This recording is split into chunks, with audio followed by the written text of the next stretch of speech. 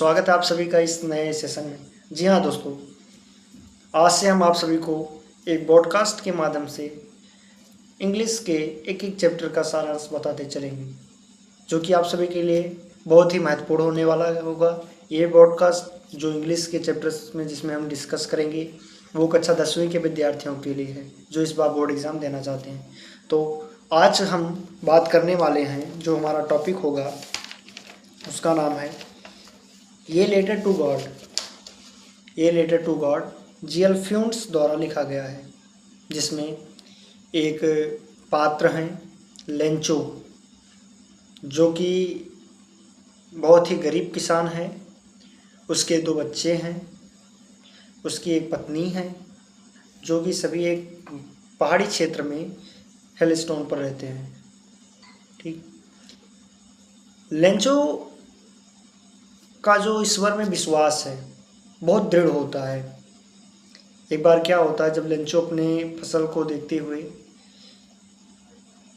अपने खेतों का भ्रमण कर रहा होता है, तभी उसको एहसास होता है कि कुछ बूंदाबांदी की आवश्यकता होती है उसके फसलों को। ठीक, राइप कॉर्न। अब वो घर में आता है और अपनी पत्नी से कहता है कि देवी एक गिलास पानी मिलेगा। पानी लेकर आती है और वहीं पर वो आकाशवाणी करता है, ठीक, वर्षा की। ठीक कुछ समय पश्चात रात्रि का खाना तैयार होता है। उसकी पत्नी अपने बच्चों को जो बाहर खेल रहे होते हैं और जो बड़ा बेटा जो किस काम कर रहा होता है उसको बुलाते हैं और सभी मिलकर सपरिवार सहित भोजन करते हैं बैठकर। फिर कुछ समय पश्चात एक तेज वर्षा बूंदाबांदी के रूप में होती है, जिसमें बड़े बड़े ओले गिरते हैं, जैसे मानो सफ़ेद कलर के या नमक से किसी खेत को ढक दिया जाए। इस प्रकार के ओले गिरते हैं। अब होता क्या है, जब लेंचो बाहर जाता अपने खेतों को देखता है, पकी हुई मकई जिसके फूल फल बिखरे पड़े हुए हैं। इतने अच्छे मकई के खेत, मान लीजिए आपका फसल है, खूब अच्छे से फसल लगा हुआ है और ऐसी वर्षा हो जाए कि पूरा फसल नष्ट हो जाए, सोचिए आप पर क्या बीतेगी। ठीक उसी प्रकार लेंचो ने जब देखा तो बहुत ही आश्चर्यचकित रहा। उसने जब ऐसा दृश्य देखा, उसके सारे फसल नष्ट हो गए थे। उसके पास अब कोई चारा नहीं था कि जिससे वो अपने परिवार का पालन पोषण कर सके। ऐसे में वो क्या करेंगे? आप बताइए, आप क्या करोगे? कमेंट में बताइए। एक स्थिति ऐसी आ जाए कि आपके पास खाने पीने के लिए कोई सुविधा ना हो, बताइए आप क्या करोगे? लेंचो ने क्या किया होगा? आप बताइए, कमेंट में बताइए लेंचो ने क्या किया होगा आपके अनुसार। लेंचो ने ईश्वर को एक पत्र लिखने का प्रयास किया। किसको? ईश्वर को। जी हाँ दोस्तों, आपको थोड़ी ये कहानी अनभिज्ञ लगेगी, लेकिन सत्यता यही है कि लेंचो ने डाक विभाग पर जाकर एक पत्र ईश्वर को लिखता है, ठीक, जिसमें पता ईश्वर का होता है।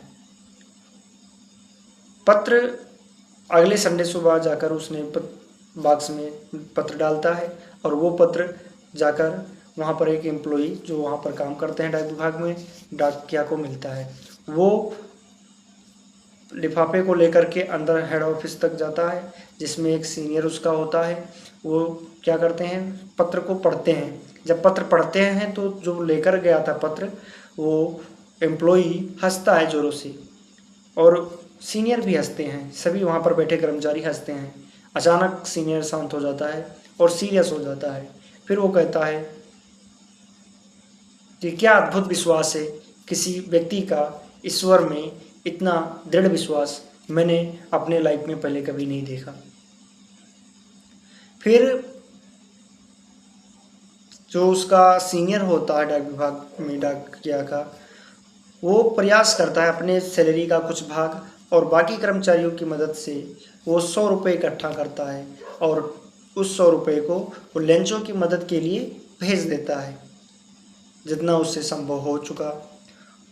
जब उसने पत्र पाया और पैसा इकट्ठा करने का प्रयास किया, 100 रुपये इकट्ठे हुए, फिर उसको डाकिये ने पोस्ट किया। फिर वो लेंचो के यहाँ तक गया।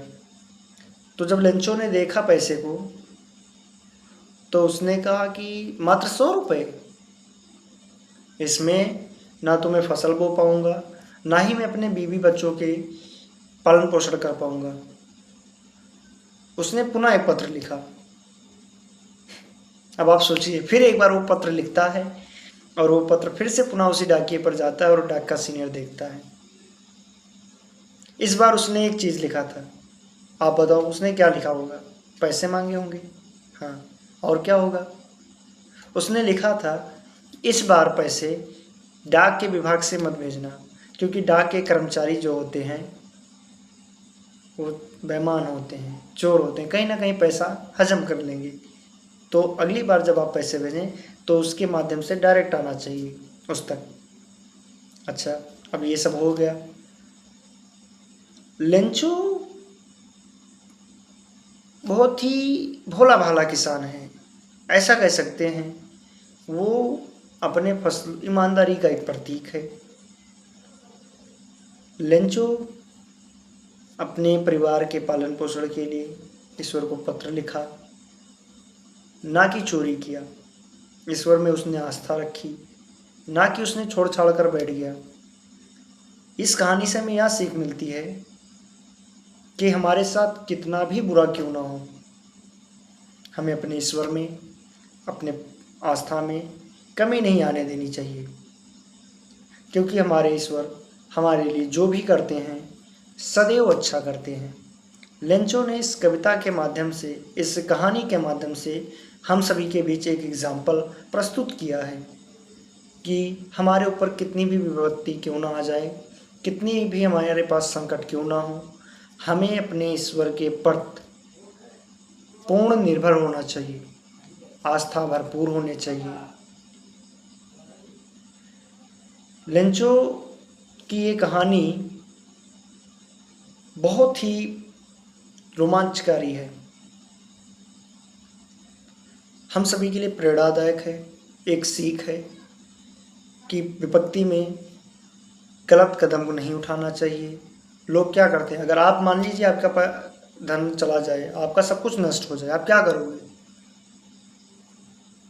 ईश्वर का इंतजार करोगे या खुद कोई गलत काम करके या कोई अच्छा काम करके पैसा लाओगे? उसने क्या किया? शुद्ध ईमानदारी का प्रतीक दिया है।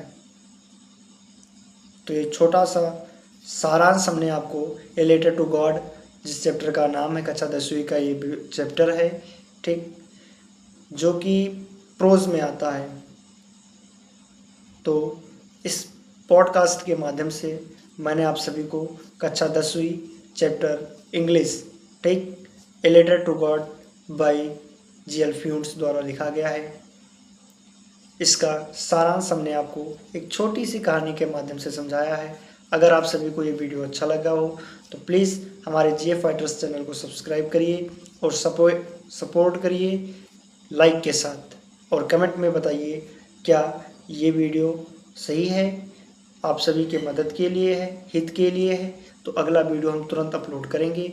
अगर नहीं है ऐसा कुछ भी तो क्षमा प्रार्थी हैं, नहीं करेंगे। धन्यवाद। जय हिंद, जय भारत।